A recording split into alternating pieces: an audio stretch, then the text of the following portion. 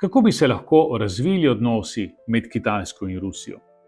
Pred nami so trije možni scenariji. 1. Poglobljena ententa. V tem scenariju Kitajska in Rusija oblikujeta celovito zavezništvo, usklajujeta diplomacijo, vojaške vaje, razvoj orožja in celo vesoljsko ter kibernetsko sodelovanje. Skupna sporočila glede Tajvana, NATO in sankcij postanejo običaj. Ta ententa se razteza od Arktike do Južno-Kitajskega morja in predstavlja enotno fronto po Evraziji. Zahod je prisiljen okrepiti zavezništva in razdeliti vire med dvema frontama, vzhodnoevropsko in tihomorsko, kar je dolgoročno morda nevzdržno. 2. Napeto partnerstvo. V tem scenariju se pokažejo razpoke.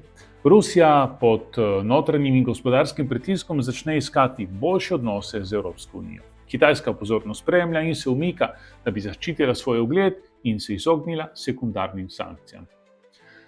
Javno vzdušje ostaja toplo, a strateško sodelovanje upočasni.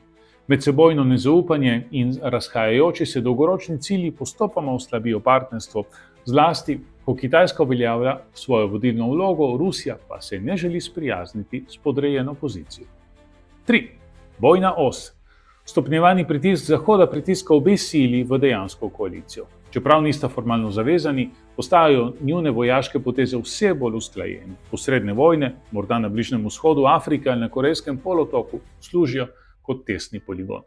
Kibernetski napadi, gospodarska presila in skupne dezinformacijske kampanje se množijo. Ta scenarij ogroža globalno stabilnost in neposredno izziva sposobnost Zahoda omejevanja kitajske moči.